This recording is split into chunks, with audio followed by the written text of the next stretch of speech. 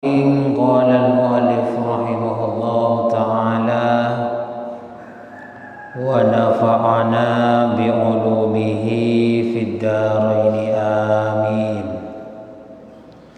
Masih di bab tafakkur, merenungkan keagungan ciptaan Allah Subhanahu wa taala. Bagian yang kedua, perlu diketahui bahwa ibadah untuk mendekatkan diri kepada Allah itu banyak macamnya. Di antaranya adalah tafakkur, merenungkan keagungan ciptaan Allah. Ini juga ibadah mendekatkan diri kepada Allah, yang walaupun sebentar pahalanya lebih baik daripada ibadah semalam penuh. Menurut hadis dari Ibnu Abbas, Rasulullah bersabda, "Faqratu sa'atin khairun min qiyamil laili." Berfikir atau merenung tentang keagungan Allah, tentang keagungan ciptaannya Allah sebentar saja, itu lebih baik daripada ibadah semalam penuh. Nah, punya kan? Sekarang punya ilmu baru, cara beribadah mendekatkan diri kepada Allah ringan, cuman pahalanya lebih besar daripada ibadah semalam penuh. Enak wis, ini bisa diamalkan ya. Tafakkur, merenung keagungan Allah, ciptaannya Allah begitu agung, begitu indah, begitu megah. Seperti kemarin saya ceritakan, tidak usah terlalu tinggi umpama ini, yang kecil-kecil saja mari kita renungkan. Allah menciptakan tongoh luar biasa. Tidak ada profesor di dunia manapun, secanggih apapun teknologinya, sehebat apapun orangnya, tidak akan bisa membuat binatang yang namanya tengu atau tongoh. Ayo wis, saya tantang semuanya wis. Yang punya keahlian teknologi super canggih di dunia manapun, buat tongoh, tidak akan bisa. Allah Ta'ala bisa, bahkan tongoh di mana-mana ya, tengu itu. Apalagi disuruh buat kuman, pasti manusia tidak akan bisa, sudah pasti itu.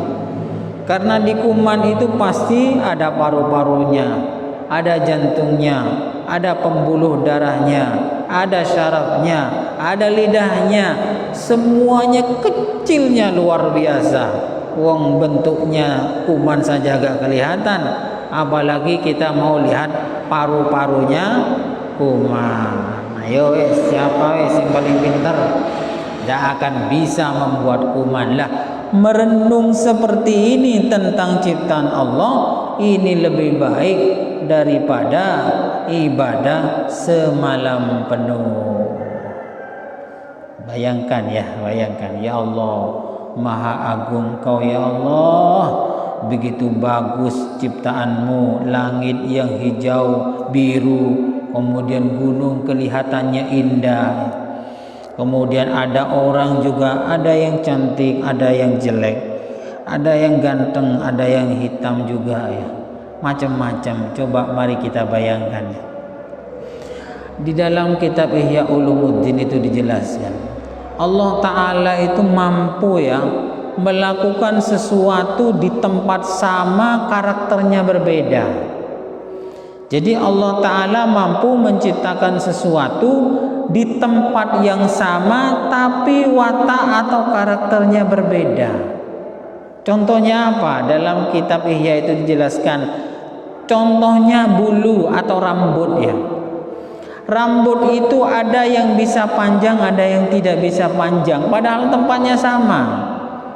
Contoh rambut kepala itu kan bisa panjang, setiap hari panjang, padahal di tempat yang sama, sama-sama rambut, tidak panjang-panjang.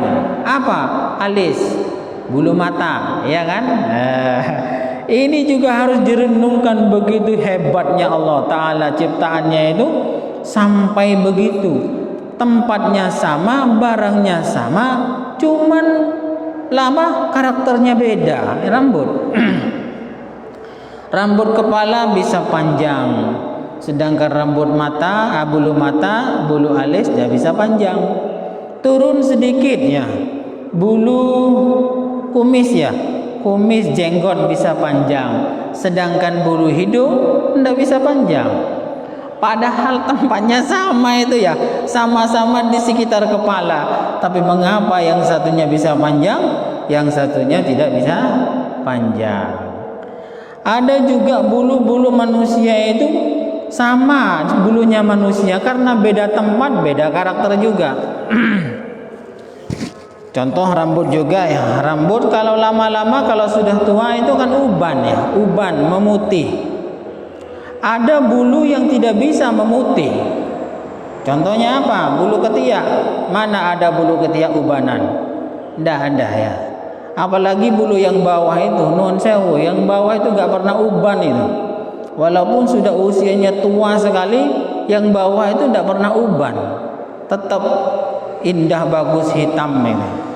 Ini kalau kita merenung, inilah kekuasaan Allah, kehebatan Allah Subhanahu wa taala, bisa berbentuk macam-macam walaupun tempatnya sama, yaitu di tubuh manusia. Nah, ini berpikir begini, ini harus kita lakukan. Ada juga Imam Ghazali itu mencontohkan, ada tulang manusia itu ada yang bisa membesar, ada yang tidak bisa membesar. Contohnya apa? Ya tulang bahu, ya tulang yang lain, kaki itu kan bisa besar itu. Makin lama makin besar. Ada yang besarnya itu sangat pelan sekali. Apa? Tulang gigi. Pelan sekali. Ya, ini Imam Ghazali itu mengajak kita untuk bertafakur, merenungkan ciptaan Allah Subhanahu wa taala.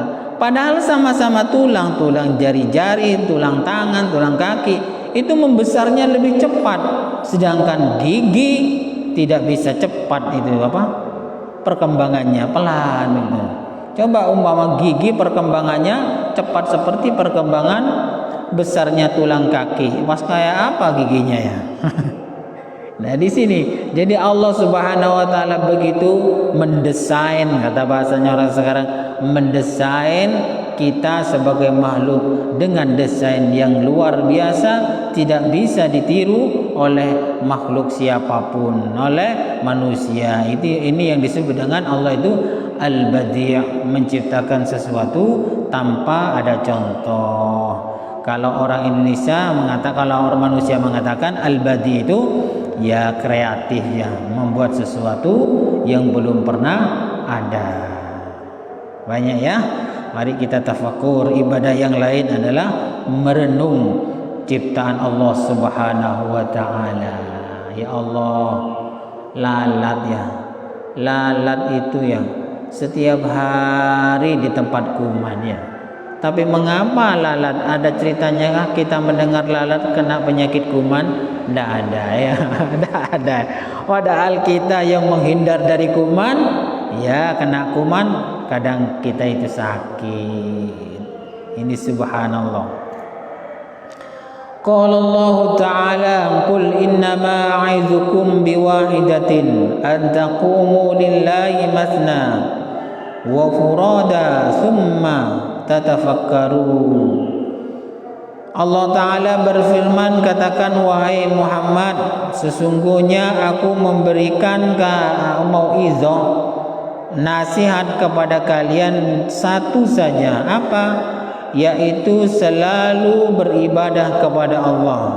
Beribadah kepada Allah, taat kepada Allah ini bisa masna wa furada, berdua, sendirian. Summa tatafakkaru, setelah beribadah itu oleh Allah diperintah untuk berfikir, merenung tentang keagungan ciptaan Allah Subhanahu wa taala. Ya, sekarang mulai ya, jadi ibadahnya itu ditambahi merenungkan keagungan ciptaan Allah Subhanahu wa taala. Banyak di sekitar kita itu. Coba ini bayangkan ya. ada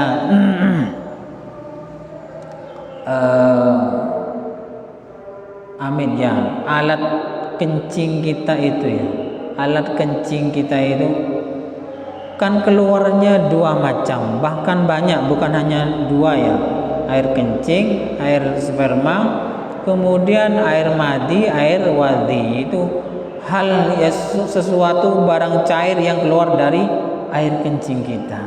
Kemudian di sebelahnya itu ada yang keluar kotoran yang lain, padahal berdampingan, tidak pernah benda-benda cair tersebut keluarnya itu salah alamat ya. nggak pernah ya kan, mungkin kalau sudah kena penyakit jatuh atau mungkin begitu, tapi kalau normal tidak pernah kan kita tidak pernah kemudian umpama ini jalan belakang keluar air kencing umpamanya, jalan depan keluar air kotoran, enggak kan. Nah ini padahal tempatnya itu berdampingan, selisihnya itu sedikit, mungkin setipis kertas ya. Walaupun setipis kertas, Allah Ta'ala mendesain sampai itu tidak pernah terjadi pertukaran atau keliru keluar maunya. Ini harus dipikir ya. Makanya nikmat yang luar biasa itu, kita bisa kencing sesuai dengan jalannya, kita bisa buang air besar keluar sesuai jalannya. Ini juga perlu disyukuri dan ditafakuri, direnungkan. Ya Allah, umpama ya Allah salah jalan, yang keluar ini yang depan keluar berak umpama, yang belakang keluar air kencing, wah ini masalah besar, bisa masuk rumah sakit, bisa puluhan juta operasi ya. Nah merenunglah ya, merenung. Kemarin sudah saya katakan ada yang masuk rumah sakit oksigen setiap harinya itu 2,5 juta. Menangisnya bukan karena untuk membayarnya, untuk membayar 2,5 juta, enggak, membayangkan ya Allah, saya selama ini gratis nafas keluar masuk tanpa bayar, sedangkan saya ketika kena pakai oksigen di rumah sakit harus bayar 2,5 juta setiap hari. Ini oksigen saja, urusan nyawa saja ya Allah. Begitu rahmatnya Engkau maha besar, saya tidak disuruh bayar setiap hari ya. Gini mikirnya gitu, ini urusan nyawa saja, belum urusan bisa minum, belum urusan bisa makan, bisa tidur dengan nyenyak, bahkan tidurnya sampai ngerok ya. Ya Allah, kan begitu. Merenungnya ya, merenungkannya ya Allah, tedung sampai ngerok, sampai ajail gitu ya, tak gersah dari nikmat. Ini bagian harus yang kita renungkan. Abu, kalau sakit tidak mungkin bisa tidur ngorok, itu tidak bisa. Sakit tidak mungkin itu tidur sampai ajailan, itu saya. Makanya ya sekarang ibadahnya ditambahi apa? Merenungkan ciptaan Allah Subhanahu wa ta'ala.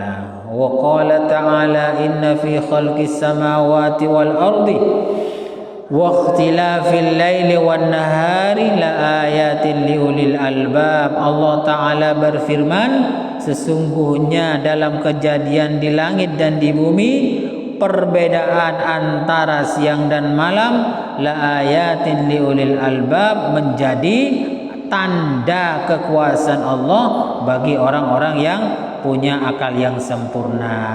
Nah ini bagi orang yang mempunyai akal sempurna. Jadi semua kauniyah ini, ciptaan Allah ini, langit dan bumi, ada siang ada malam, ini menjadi tanda kekuasaannya Allah bagi orang-orang yang mempunyai akal sempurna. Kalau semuanya itu tidak dianggap sebagai tanda akan kebesarannya Allah, berarti kita ini tidak mempunyai akal yang sempurna. Jadi montron di akal sempurna, saya sambil merenungkan, sambil membayangkan, berpikir tentang ciptaan Allah di langit dan di bumi. Kita coba lihat ya, di langit itu ciptaan Allah banyak ya, planet-planet banyak sekali, luar biasa, miliaran ya, bukan satu dua, cuman yang terkecil diantaranya adalah bumi. Bumi yang terkecil ini kadang kita manusia kayak sedikit sombongnya minta ampun ya, kayak sedikit sudah sombongnya minta ampun. Letaan lah, enggak so kita ngabi ya, padahal cuman hanya punya sedikit, punya emas sedikit sudah merasa paling kaya. Tidak usah merasa begitu. Di sini Allah Taala menciptakan bumi, di antara ada apa, bumi di antara planet itu paling kecil. Yang lain ada yang besar, lebih besar puluhan kali lebih besar daripada bumi. Jadi Allah Taala memerintahkan untuk membayangkan, merenungkan, ada siang ada malam. Coba malam ini ketika matahari tenggelam. Nah, siang ketika matahari terbit. Padahal apakah matahari begitu? Tidak. Matahari tidak pernah tenggelam, matahari tidak pernah muncul ya. Semuanya itu tetap pada posisinya, cuman buminya yang mutar, kan begitu dalam ilmu alam. Jadi Allah Ta'ala menciptakan seperti ini, tidak pernah salah jalan rotasi atau gravitasinya langit dan bumi dan planet yang lain itu tidak pernah salah alamat atau salah geser sedikitnya. Tidak pernah geser sedikit, salah muternya, kiamat ya. Ini harus kita bayangkan begitu indahnya ciptaan Allah mulai dulu sampai sekarang. Matahari bumi, planet yang lain berkeliling mengikuti rotasinya itu, semuanya itu berjalan sesuai dengan jalannya dan tidak ada yang pernah tabrakan, gesekan saja tidak pernah. Nah, ini harus dibayangkan ya. Ya Allah, umpama tabrakan atau gesekan satu saja, kiamat wis hancur semua ya. Di sini Allah Ta'ala Subhanahu wa Ta'ala memberikan menunjukkan kekuasaannya. Dan Allah Ta'ala melakukan seperti itu tidak dibantu ya, tidak ada minta bantuan profesor ini, tidak ya. Semuanya itu kehendak Allah, tidak ada minta bantuan ini, tidak. Dan barang seberat itu tidak ada yang jatuh ya. Ada matahari, bulan, planet, Pluto, bumi, Mars, semuanya itu tidak ada yang jatuh. Tidak ada yang jatuh, tetap ya ada di posisinya. Padahal itu benda yang sangat besar, sangat berat, lebih berat daripada bumi. Tidak ada yang jatuh, tidak ada yang jatuh ya. Mulai dulu sampai sekarang tidak ada yang jatuh. Subhanallah. Ini kalau kita merenungkan, coba kalau kita belajar ilmu alam itu, sambil kita cocokkan dengan atau kita padukan dengan ilmu agama, insya Allah kita lebih mantap kepada Allah Ta'ala. Allah Ta'ala Maha Agung, Maha segala-galanya. Cukup sekian dulu, mudah-mudahan bermanfaat. Kurang lebihnya saya mohon maaf. Wallahu a'lam bishawab. Al-Fatihah.